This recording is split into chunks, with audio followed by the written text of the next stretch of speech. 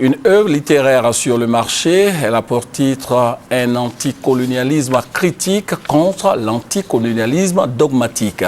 L'œuvre, présentée hier à la Bibliothèque nationale, jette un regard sur la crise ivoirienne. Victorien Angoua.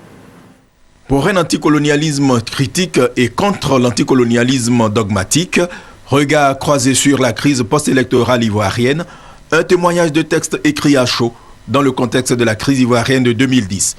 Deux auteurs pour un ouvrage, le docteur en philosophie Alexis Dietz, chercheur à Vienne en Autriche, franco-ivoirien, et le professeur Franklin Niamsi, agrégé et docteur en philosophie, franco-camerounais et ivoirien d'adoption.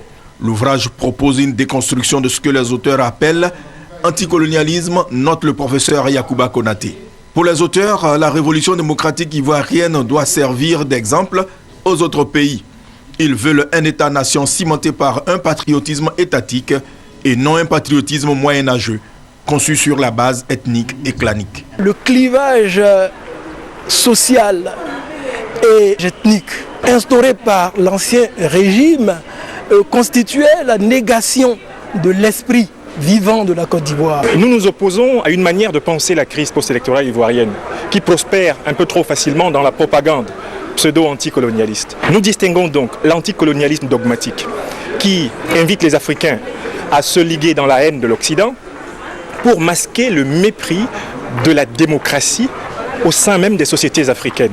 Nous promouvons par opposition à l'anticolonialisme dogmatique, l'anticolonialisme critique, qui nous permettent de consolider des républiques démocratiques exemplaires et dans ces conditions de négocier fermement, de façon autonome, nos intérêts avec le reste du monde. Parrain, le président de l'Assemblée nationale, Guillaume Soro, soutient la diffusion de ce livre publié par les éditions Balafon, déclare son représentant. Le président de l'Assemblée nationale félicite les auteurs. Il les encourage à poursuivre leur contribution à l'enrichissement intellectuel de notre société. Cela est d'autant plus important qu'il s'agit là de laisser aux générations futures des témoignages pour notre histoire. Ouvrage pertinent parce qu'il donne à penser. Le professeur Dibi Augustin invite le public à le lire. Il est l'auteur de la préface.